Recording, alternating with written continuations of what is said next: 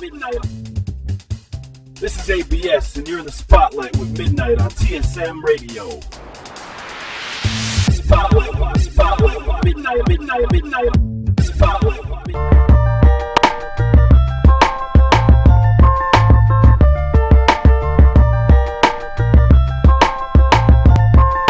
I was recording at a young age, and then I got into. I've always been into everything. I just decided to focus on rap now. When I tell people I rap, of course their immediate reaction is, "Come on."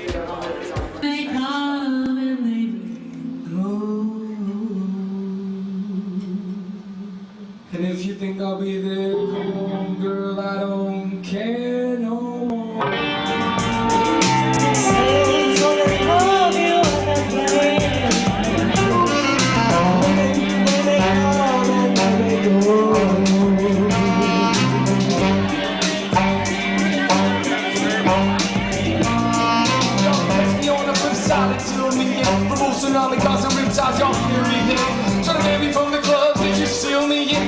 I think there was just a certain level of of who's the boss and who's the creative control, and I think there was a big mix-up that I wanted to be one and not the other. Jeff Blizzard, known in the LA hip-hop scene as Casanova Jones, is trying to put out his first EP.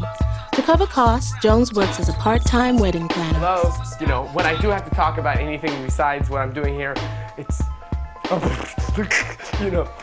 look, I'm checking out Excel. Can I put you on hold real quick? I have another call coming in. Thanks. I have to at least have a job where I can go home and work on my music and get into it. FYI, this is Jeff. How may I help singing? My ass was singing and trying to sing louder than anyone else so that the camera would come over towards me. What is that kid making all that noise about? So ain't shit changed. My mom used to pump, Beach Boys, Barry Manilow, ABBA in my ear all the time, and it all has to come out, And so I'm vocal. I'm really vocal, and I really just hope that we're doing our own thing, though. Now Casanova's story is a little different. I always knew I had to go to college because my mom was like, "You're going to college." I ended up going to Florida Southern because I chickened out of going to a kick-ass art school I got into. Wow. Of course, I finished college because I'm not going to sit down and do something not. And plus, everything that I learned in college, all I do is take in information and kick it back out and try to understand people. That means everything that I learn helps me. So I can't understand why not taking as much. I want to go back to college. When I got out of college, I want to go back to school. I just read things to get things in my head, and then I have just a squad of lyrics, just pages and pages and pages and pages. Sell it.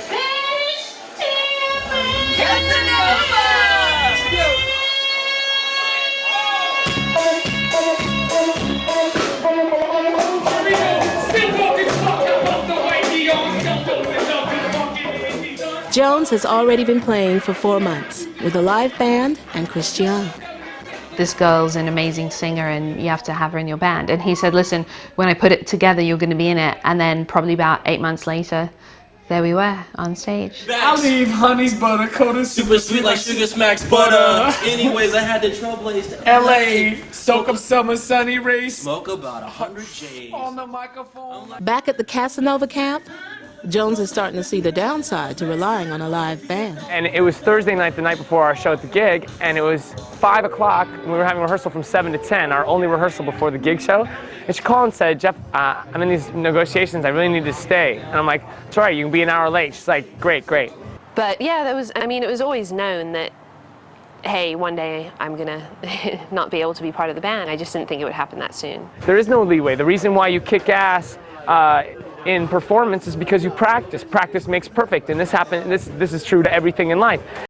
And I still haven't talked to her, which is a downer for all of us, and we know it. We know it's a downer. We've lost we've lost a severe voice out of our band, something that was really integral in it. But at the same time, changes happen, and no matter what, you got to keep going.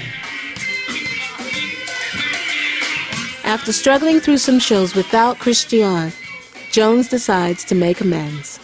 I miss him and he misses me, and a gig came up and it was sort of like effortless. Hey, we're doing a gig, do you want to do it? Yeah, sure, been waiting for the day, so. I'll feel like content though, honestly, if I put out a record that is the record I wanted to put out, you know, saying what I wanted to say, and I like it, and I feel it, and I believe in it. What happens after that? I don't care. I don't care.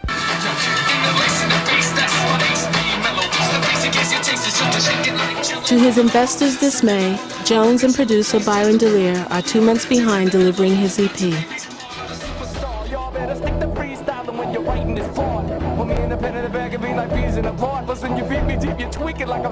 Done a lot of dance and electronica, and I've done jazz. I've been all over the place musically. Byron was the first dude who obviously knew what the hell he was talking about, who was talking to me about it, and he was taking the time to talk to me about it.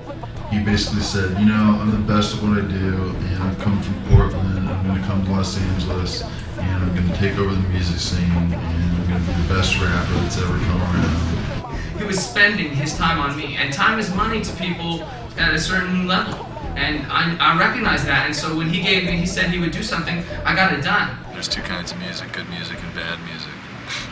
Yeah. So I try to make good music. I need the promotion of a record label. There's just, it's huge now, so yeah, I do. That's all I need. I just need people to listen. They don't have to listen to one song.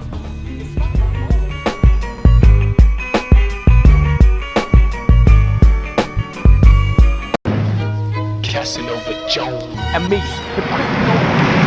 It's just life, you know. Different, you know, hip hop too, you know. That's what it's about, shipwreck hip hop. Like, yo, real raw underground hip hop. Graffiti, you know what I'm saying? B-boys, B-girls, you know, records, crates, turntablers, chainsaw hand cats, and a mic rippers, you know what I'm saying? Cats who would swing their bats. Fuck it, if everybody else is gonna do it, why not me?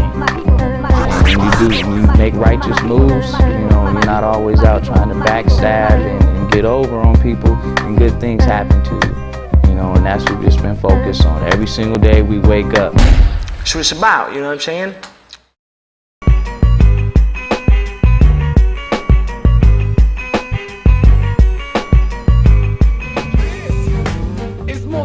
One place local DJs gather to listen to new wax is the monthly barbecue at the Cali Kings Record Pool. Yeah, if you create a street buzz, I mean, street buzz gets to the record labels, you know, the A&R department. But it's tough. I mean, it's tough because the same way the street could make you, the same way the street could burn you. Javi was always like, dude, you know, we pushed this record pool. You know, it's nothing big and flashy. We're just chilling in a kind of garage with, you know, a barbecue going on in the back every Saturday. You know, the DJs come down and get their records. You know, you should come down, meet some people, meet some DJs. It's about building a relationship, especially with an independent artist like Jones. So, you know, it's tough, man. It's tough. And I'll pop them a demo, and this is a level that I would never be able to get at walking around LA, trying to bang around the streets and hang out in studios. You know, you gotta have these guys leave here with the impression that, hey, you know, when I'm at the club, I'm gonna drop the needle on his record or whatever, you know, because he was cool with us. Jones can only hope that one day soon he too will be able to showcase his talent here.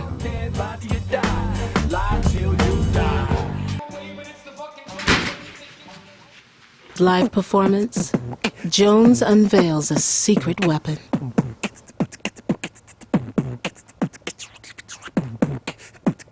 I mean, for those who doubt my talent, I mean, I don't know what to tell them. I mean, you just come see the show, you know, you can see for yourself, you know. I'm a Latino, you know, doing a urban thing, you know, but hey, you know what, I grew up in the barrio, you know.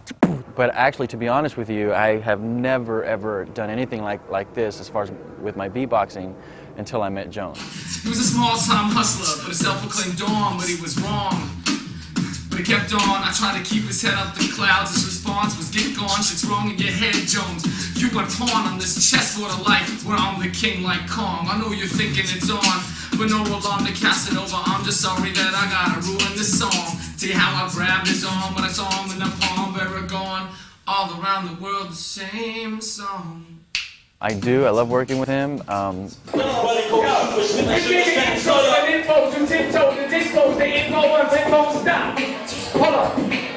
2, 5, 6, 7. Let's say the intro for them folks who tiptoe the disco. They involve the most hit bones. Matter of fact, I run the shack. Come on, they back up. You honey, but they roll the super sweet like sugar snacks. Finished it, and we finished it at a very leisurely pace. And at times that made both of us feel very uneasy, and definitely made our investor is making him very uneasy. The reason we took that long to make those songs, and the reason we're taking this long to find the right person to put that out, is because it's not just, we didn't just go in there and throw just throw something down. These are pieces of art that both of us have stuck every bit of ourselves into, to making as perfect as possible, and as us as possible, and as true as possible. Will Jones ever get that EP out? Will Jones hold it together? You're just gonna have to tune in to the next episode of Hip Hop Hero.